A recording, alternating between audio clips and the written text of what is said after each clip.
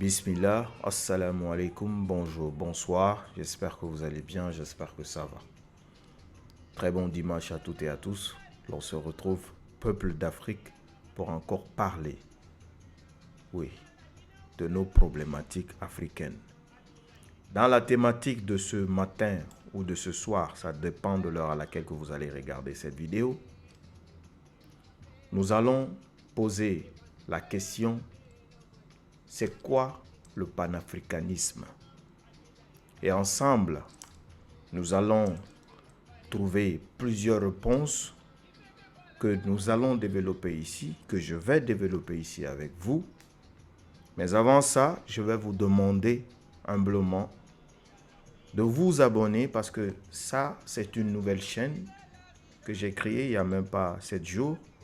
J'avais une chaîne qui était à plein pompe. Ça a été supprimé par YouTube. Vous abonnez, activez la cloche de notification et partagez ces vidéos.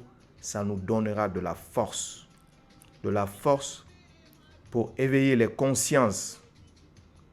Le vrai éveil, c'est ce que nous allons donner. Nous n'allons pas agir par émotion. Ou nous n'allons pas agir parce que des gens nous manipulent derrière. Nous sommes là pour la vérité. Rien que pour la vérité, parce que nous aspirons à un avenir radieux pour notre continent. C'est pourquoi on est là.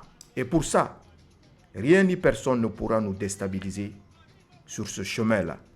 Ces jeunes présidents, les excellences, président Bassirou Faye et le premier ministre Ousmane Sonko, sont au pouvoir même pas 3 mois. Plein. Je crois bien, si je fais les calculs, ils sont dans le 4e mois. Dans le 4e mois plutôt. Et c'est incroyable. Incroyable que des gens puissent avoir des réflexions, c'est-à-dire bidons négatifs. C'est quoi être panafricain? C'est quoi être panafricain? La majorité de ces personnes-là, qui aujourd'hui se permettent de s'asseoir sur les réseaux, tenter de déstabiliser ces jeunes qui n'ont même pas fait 6 mois au pouvoir, ce sont tous des personnes qui vivent en France ou qui vivaient en France. Le vieux Franklin Nyamsi, qui est là à crier sur les réseaux, qu'est-ce que toutes ces années vous avez parlé sur le panafricanisme? Qu'est-ce que vous avez apporté? L'on s'en fout de la France. D'accord. On est d'accord sur ce point. Mais dire que voilà, les nègres du salon, c'est rentré, sorti comme ça, c'est trop dit. Vous prétendez être panafricain. Mais c'est vous qui résidez en France. Vous prétendez être panafricain. C'est vous qui êtes les premiers à courir pour aller chercher des rendez-vous devant les ambassades françaises. Vous prétendez panafricain. C'est vous qui rêvez d'aller étudier en France. Vous prétendez être panafricain. Mais c'est vous qui vous empressez pour allier les pays maghrébiens sur la Méditerranée et le Sahara pour aller traverser, pour allier la France. Où est passé votre panafricanisme? Alors, je viens vous développer c'est quoi être panafricain. Car pour ce continent-là, nous n'allons pas nous asseoir, voir des personnes qui se disent, voilà, on va éveiller les consciences, nous ramener des guerres futures dans notre continent. Parce que vous n'êtes pas sans savoir l'action qui s'est passée au Mali. Si il y a eu attaque des Ukrainiens là, mais c'est l'OTAN. L'OTAN c'est qui? L'OTAN c'est toutes ces puissances-là. En tête les États-Unis. En tête les États-Unis. Depuis que vous criez sur les réseaux sociaux, je vous avais dit depuis 2023, je vous avais prévenu, tout ce que je vous avais donné comme révélation avant aujourd'hui, vous les avez tous vus. Mais vous vous refusez de comprendre la réalité. Aujourd'hui, vous voulez vous acharner sur ces deux jeunes dirigeants aujourd'hui qui cherchent à réconcilier le peuple africain pour que nous puissions réfléchir avec nos têtes, pas avec nos émotions. Aujourd'hui, on se retrouve dans ces... Voilà, aujourd'hui, tout le monde cherche le nom derrière. Ouais, Sonko. Alors que le monsieur a une vision du futur. Du futur, meilleur futur pour ce continent. Sinon, étant sénégalais, oui, aujourd'hui, il peut rester tranquille. Mais non, il est dirigeant sénégalais et dirigeant africain. S'il y a problème, quels sont ceux qui ont créé ces problèmes-là? C'est nous-mêmes qui ont créé ces problèmes-là. C'est ça qu'il faut se dire.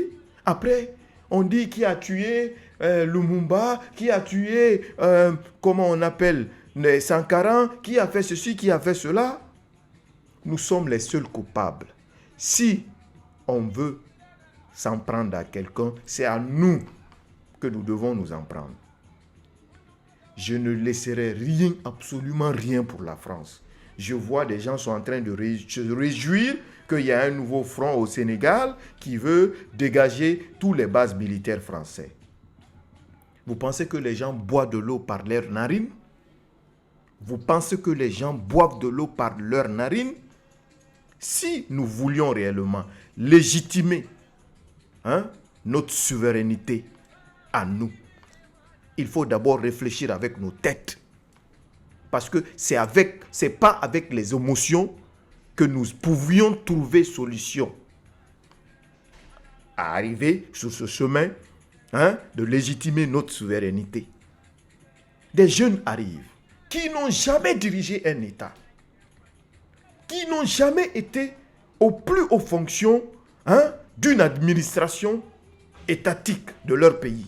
Ils arrivent, ils posent des bons jalons que vos soi-disant, je dis bien, vos soi-disant panafricanistes qui sont là depuis combien d'années n'ont jamais trouvé solution pendant tout ce temps. Alors, c'est quoi le panafricanisme? C'est qui le panafricain?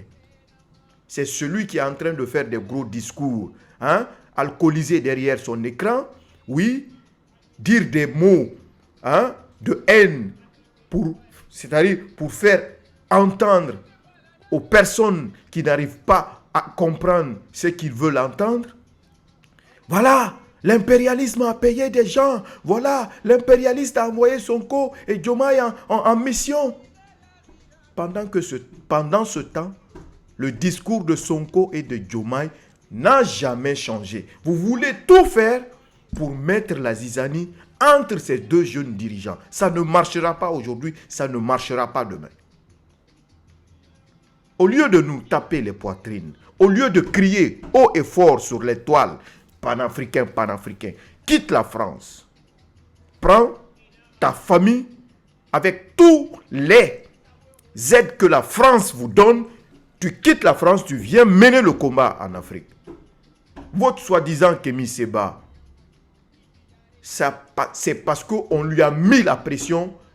Au final, il était tenu obligé, voilà, de faire ce petit geste comme s'il est en train de brûler son passeport. C'est parce qu'on a mis cette pression-là. Et nous allons continuer à vous mettre cette pression. Parce que vous refusez de réfléchir avec vos têtes. Sonko et Diomaye resteront là. S'il y a problème, c'est nous qui avons créé ces problèmes. Et comment régler ces problèmes-là? C'est de nous asseoir, de revenir à la maison. L'AES, on n'a rien contre l'AES. Je n'ai rien absolument contre l'AES. Je respecte le président Assimi, je respecte le président Ibrahim Traoré, je respecte le président, comment on appelle, Général Tiani. Que Dieu les protège. Mais la réalité qu'ils doivent comprendre, la solution, c'est sur la table. Ok, on dit que la CEDEAO est manipulée. Ok, on dit que la CEDEAO est dirigée par la France. On est d'accord. Mais cette manipulation qu'on dit que la CEDEAO fait sur nous, si aujourd'hui, on commence à voir des jeunes dirigeants qui vont être certainement à la tête de la CEDEAO, cela n'est-il pas de l'espoir pour nous de nous asseoir sur la table? Le président Bassirou est parti en tournée, il est parti au Burkina. Il a été reçu par le président Ibé. Quand il a parlé et que Ibé a parlé, j'étais déçu. D'abord, j'étais déçu comment le président Ibé a tenu un discours face à un ami frère. Parce qu'il a considéré Diomaye comme si c'était, voilà, un Français qui était venu s'arrêter devant lui. Ces jeunes n'ont jamais tenu de discours pro-français. Ils ne l'ont jamais fait. Plutôt, ils ont insisté à ce qu'il y ait de renégociation, de partenariat gagnant-gagnant, parce qu'ils ont compris c'est ce qu'il nous faut. D'accord, vous voulez être panafricain à votre manière, vous ne voulez pas comprendre. On y va. La Russie est au Mali depuis combien d'années? La Russie est au Mali depuis combien d'années? Aujourd'hui, je vous ai dit dans ma précédente vidéo que la Russie est dans mon pays d'origine, la Guinée, depuis 65 ans. Et elle n'a rien pu apporter à la Guinée. Mais qu'est-ce que la Russie va apporter à l'AES? Le développement de l'Afrique, la légitimité de notre souveraineté que nous recherchons aujourd'hui, c'est avec les armes. Parce que la Russie n'a fourni que les armes aux Maliens. Quand Poutine a décidé d'aller humilier nos frères, d'aller humilier nos dirigeants, il a dit qu'il les offre du blé. On a tous vu ça. C'était de l'insulte. C'était du manque de respect à l'égard de ces dirigeants. C'est comme si on était, voilà, oui, des objets abandonnés et que, voilà, ils n'ont rien à, voilà, à avoir, on va leur offrir du blé. Comment tout ça, nous pouvons régler, de mettre toutes ces divergences de côté. Parce que les gens ne sont pas en train de réfléchir avec la tête. La France, on n'en veut plus de la France. Je suis d'accord. La France en est consciente qu'elle ne peut pas aller sans nous. Alors, pourquoi il y a eu problème toutes ces années-là? C'est pour la simple et unique raison que nous avions eu des dirigeants qui ont troqué nos ressources pour le temps de rester au pouvoir aussi longtemps. Donc, comme ces dirigeants ont été malhonnêtes, donc la France a fait ce qui lui semble bon dans nos différents pays. Aussi simple que ça. Donc, la solution, elle est facile à trouver. C'est de nous comprendre, nous, Africains, entre nous, savoir que ce n'est pas la violence qui est la solution. Parce qu'avec nos discours que nous sommes en train de tenir, nos générations, nos enfants, petits frères, sont en train de nous regarder sur ces différents canaux de communication. L'idéologie que nous sommes en train d'instaurer dans leur tête, avec les Francis Nyamsi là, et autres, nous sommes en train de les conduire dans la violence. Et quand ce moment de violence arrivera, est-ce que l'AES est capable, est-ce que nous avons cette force d'aller combattre face à ces grandes puissances? Est-ce que l'AES a la force de combattre avec les États-Unis? Non. Ce n'est pas une faiblesse de dénoncer ça, mais c'est plutôt une conscience, une compréhension de réfléchir, d'agir avec la tête. Aussi simple que ça. La Russie ne va rien nous rapporter. Je m'en fous de la France. Mais si on prétend que la CEDEAO est manipulée par la France et qu'aujourd'hui on a pris conscience de ça, je pense que ça c'est un atout pour nous de nous dire que nous n'allons plus nous laisser se faire manipuler et que désormais c'est à nous de prendre les commandes. Mais vous êtes en train de crier sur les réseaux. en train de vous acharner pour tenter de déstabiliser des jeunes dirigeants qui n'ont même pas fait 6 mois au pouvoir, qui sont en train de tout faire aujourd'hui pour que l'Afrique puisse se réconcilier. Parce que la démarche de Sonko et du président Diomaye, ça n'en est rien à voir pour dire que oui, on veut que vous retourniez avec la France. Ils ont dit retournez à la maison. Est-ce qu'on parle de France là? Si on prétend que la CEDEAO est la France, je vais répéter une dizaine de fois, c'est à nous de changer la donne, de changer les choses. En les changeant, président Assimi, président Ibrahim Traoré, président Tchadi, écoutez vos fils, écoutez vos frères, écoutez-nous.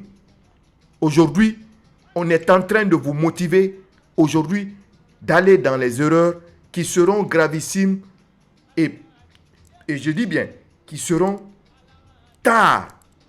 Il sera tard de réparer ces erreurs. C'est ce que je voulais dire. Il sera tard de réparer ces erreurs parce que nous sommes en train de nous diriger directement vers une guerre transportée dans notre continent. Et ça nous impactera tous. Aucun pays ne sera épargné. Monsieur le Président Assimi Goïta, Ibrahim Traoré, Général Tihani. Aucun des pays africains ne sera épargné. Et aujourd'hui, on cherche à éviter cela. Et comment éviter cela? On retourne sur la table. Voilà. On laisse tomber nos émotions. On agit avec nos têtes. Pour nous dire que la solution à nos problèmes se trouve sur la table, pas avec les armes. On ne peut pas s'arrêter de vous donner des exemples. Il y a des pays qui sont aujourd'hui sous embargo par les États-Unis. Depuis combien d'années? Je peux vous citer l'Iran, je peux vous citer la Corée du Nord, je peux vous citer la Havane, Cuba, qui sont sous embargo, dont la Russie a apporté leur soutien. Est-ce que la Russie a réussi à faire sortir ces pays-là de leur embargo? Est-ce que la Russie a réussi à faire ça? Non. Là, je ne suis pas en train de parler des pays qui sont sur le continent africain, mais qui sont ailleurs, dont toutes ces années-là, la Russie n'a rien pu leur apporter que la guerre, que la misère, que la famine. Alors, nous sommes dans le remplacement. Mais ce remplacement que nous cherchons à imposer, est-ce que celui-là est mieux, encore une fois que je répète pour vous, que celui qu'on cherche à remplacer? Il est temps pour nous de prendre les commandes. Il est temps pour nous de se décider de montrer à la face du monde que nous, les Africains, nous avons une tête et que nous réfléchissons et que nous allons trouver solution, parler avec toutes ces grandes puissances de renégociation, de partenariat gagnant-gagnant sur nos différents pays. Aussi simple que ça. C'est ça être panafricain. Panafricain ne veut pas dire s'asseoir, tenir des gros discours. Voilà, oh dégage, c'est patati, c'est ainsi de suite. Ce n'est pas ça, panafricain. Je vous prends un exemple. Un exemple simple à comprendre. Regardez les pays maghrébiens. Regardez le Maroc. Regardez la Tunisie. Il ne serait que citer ceux-là. Il y a le français qui est parlé là, malgré que ce sont des pays arabes. Nous, peau noire, quand nous partons là-bas, on nous appelle Africains. Pourquoi? Parce qu'ils se considèrent comme des Européens. Mais et pourtant, dans l'histoire, jusqu'à là, ces pays ont été colonisés par la France. Ces pays vivent avec la France. Mais eux ont eu la chance d'avoir des dirigeants qui ont fait des bonnes négociations avec la France, des bons contrats, des bons partenariats gagnant-gagnant avec la France. C'est pourquoi quand vous partez au Maroc, vous avez l'impression comme si vous étiez en Europe, comme si vous étiez en France, et ainsi de suite.